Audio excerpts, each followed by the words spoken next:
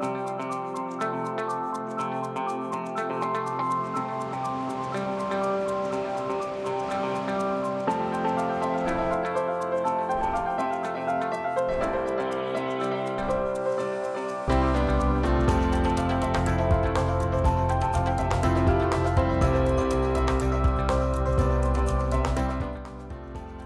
afternoon, and thanks for joining us. I'm Judy Simpson. As always, on the fourth Wednesday of the month, I'm joined by Mark LaBarr, conservation biologist for Audubon, Vermont. And nice to see you again. Always great to be here. Now, you have a great backyard at the Audubon Center. I do. And you've been out there. The Across the Fence team has come out and done some taping out there and seen the place. And I both work there, obviously, and live there as well. So I'm really fortunate that the house that I stay in is right there. I walk out my back door and I've got the whole 255 acres and all of the trail system that's down there in Huntington. I have that available to be, whether it's winter, spring, summer, the Huntington River flows right through it. And it's a great place for birds because it has, fields, forest. All different habitats. Yeah, old growth stuff. You've got riparian habitats. So. On a regular basis, I see a lot of birds. So what kind of birds do you see? Well, it's funny, I thought about today's program and I see a lot of them. So the way that I thought I would kind of put this together is, some of the birds that I might see as I'm sitting at my desk there at the office. And so I'm on the first floor, and as I look out my window, we have a couple of hummingbird feeders. We've talked about hummingbirds in the past, ruby-throated hummingbirds. So they're one of the birds that I can, in between tasks, just poke my head out, see the hummingbird at the feeder, see them kind of coming and going. And, that's a nice little treat for me, right there on the porch there at the Audubon.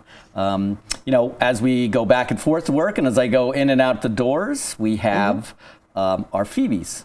Right. The eastern phoebe, a flycatcher. And so this is a bird that nests under eaves, right around humans. So we're oftentimes walking out and sometimes even flushing birds off their nests and things of that nature.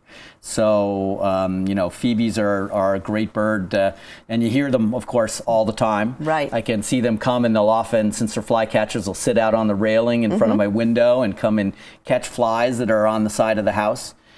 So it's a great bird to watch. Now, speaking of phoebes, we have a question here from George Smith of Heartland.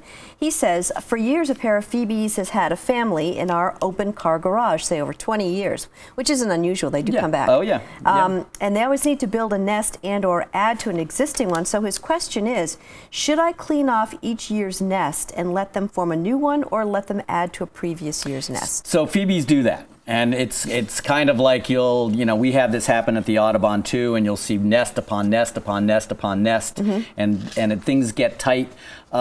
It's all right if those nests get knocked down or if they fall down. The phoebes will come back and we'll use that same spot. Sometimes it's okay if those nests, fall down because if they get too tall, sometimes you don't want them to fall down during the breeding season and all of a sudden you have eggs or chicks on the ground. And in this case, I talked with George and he said, the nests were removed and the phoebes came right back and used the same spot and starting building all over again. So not a problem if the nest from the previous year falls or something like that. They'll come back and make up residence. Especially, they love to have a little roof over their head. Right.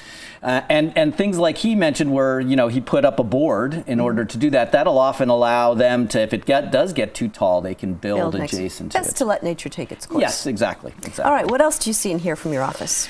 So, as I'm sitting out at the office and I'm looking out the window, and as I said a million times, it's tough to be you. Yeah, it's nice. We common yellow throats will often be singing out in the yard. So just out in the yard a little bit. We have a little bit of shrubby habitat, a little wet, and this is the masked bandit. The common yellow throat. It's got the male has that great black mask and that nice yellow throat, and so this is a bird that witchity witch that I hear all the time.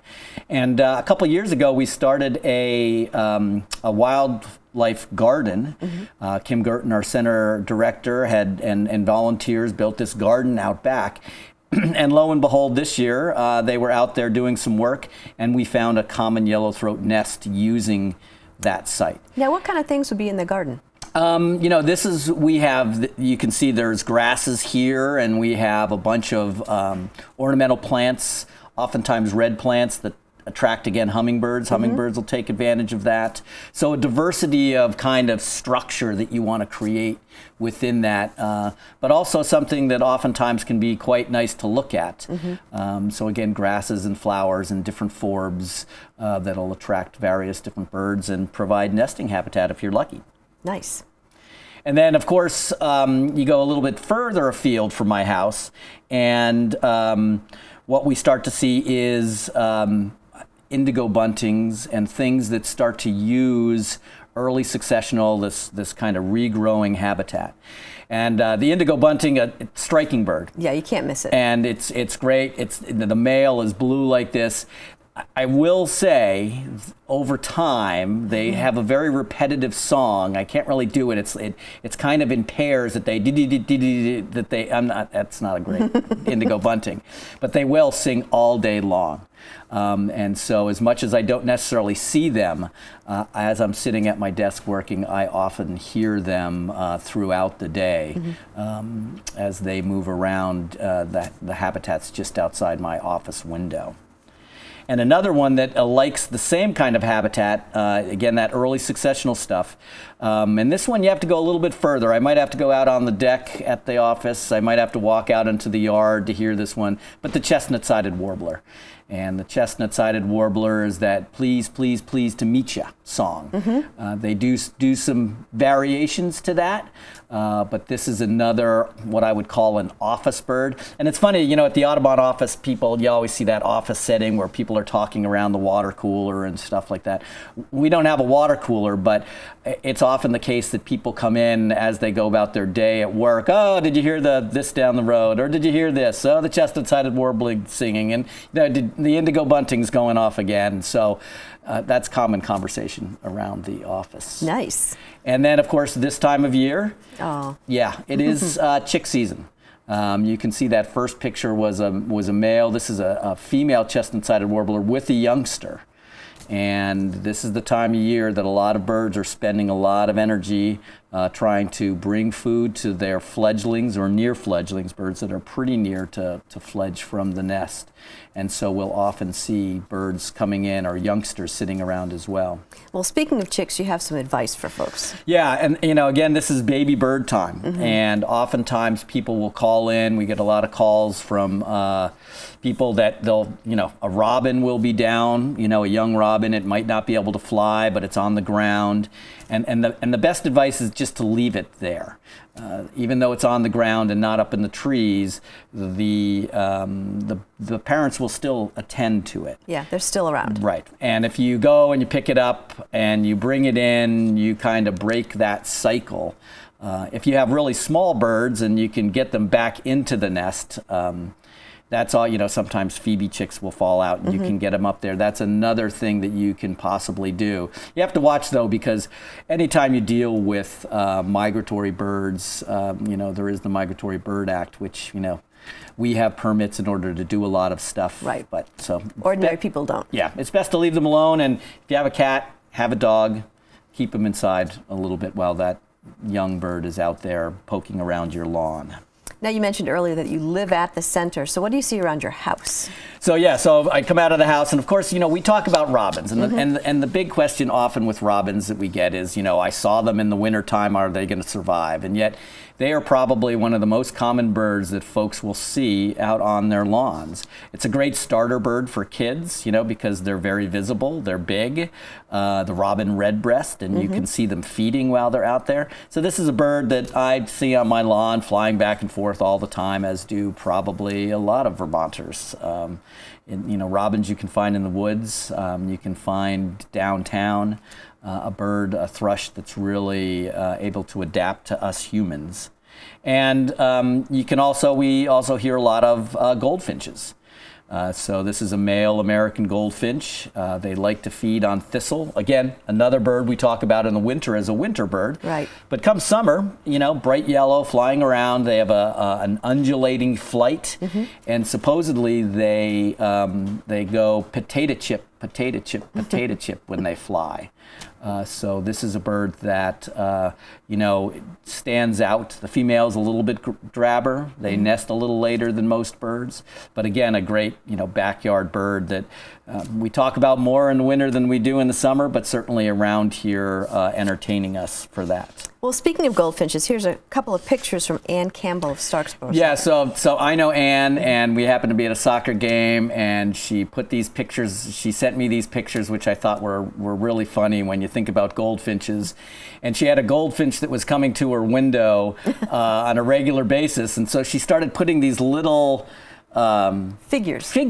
So there's a gorilla. There's a gorilla, and and then here's some of those are they old Lego pieces? I can't remember, but I remember these as a kid. Right. And I don't think the goldfinch is necessarily seeing play those. School. Right, play school things, right? And so, but I stepped on any number of those. Yes. So I thought those were just funny pictures to have of a goldfinch coming in. That's awesome. So what else do you see? Again, birds that we talk about in the winter, we also see in the summer. Northern cardinals, right? Great red bird, right? Splash of red, often very loud. These are the birds that we get calls in all the time because they pound themselves or bump into windows. They see the reflections, and that can be on windows, or in some cases it can be, this is a pretty vain northern cardinal checking himself out in the mirror on the car. So they'll do that as well. A favorite of mine that wakes me up every morning, singing in the lilacs next to the house, the gray catbird. This is a mimic, so it has this very varied song. And mine, it seems to be, he's been singing like all day long. He starts first thing, and as I go to bed, I can still hear him right out the window. Some birds tend to sing early, and some birds will, again, sing a little bit later. But this guy just seems to be really having a great time, so it's been fun to have him around. How about in the woods? What kind of birds do you see in the woods? Yeah, so walk right out my back door, go into the woods. A bird that, is a ground nesting warbler. This is the oven bird. It doesn't have warbler in its name, but this is the bird that does teacher, teacher, teacher, teacher, teacher. Any kind of deciduous woodlot that you might be in Vermont, you would probably hear this bird. Another bird that sings both in the morning and at night, which is the veery. So this is a thrush. It's related to the robin. It's related to our hermit thrush, our state bird. And this is that very kind of haunting flute-like, downward spiraling song that you might hear right at dusk. So this is a bird, my daughter calls them the lullaby bird because they sing as the night is descending. So that's a great, really ethereal song that you see out there. And then, because we have this edge habitat, another striking warbler that we often see and hear is the American redstart. And this is a male here that has that bright plumage on the wings, and underneath the wings as well. Sometimes tough to see, but again, another songster. And then last but not least, these birds are flying around. They don't really have a song. They kind of chip away, or I don't even know if they chip away, but the cedar waxwing. And this is a great shot because you can see this bird's wax tips. They're feather extensions, so they're part of the feathers, but they get their name from those little red tips at the end of their secondaries, their flight feathers, and hence their name, cedar waxwings. In the summer here, we get cedar waxwings. In the wintertime, we've talked about this before, we sometimes pick up Bohemian waxwings, which drop down in. And what's the difference? The Bohemian waxwings have a little bit of red underneath their tail feathers. They're a little bit plumper. They're kind of easy to tell apart when you see them next to each other. Right. But they all come down and take advantage of fruit supplies, in the winter months, and we'll see them. They're an eruptive species, which we've talked about before. All right. Well, thank you so much. You're very welcome. If you have a bird-related question, you can contact Mark. You can write to him at the Audubon Center. That's 255 Sherman Hollow Road in Huntington. The zip code is 05462. You can also email Mark your questions. His email address is mlabarr@audubon.org. Send Mark your questions, and he'll try to find the answers for you in an upcoming edition of Bird Notes. That's our program for today. Thanks for joining us. I'm Judy Simpson. We'll see you again next time on Across the Fence.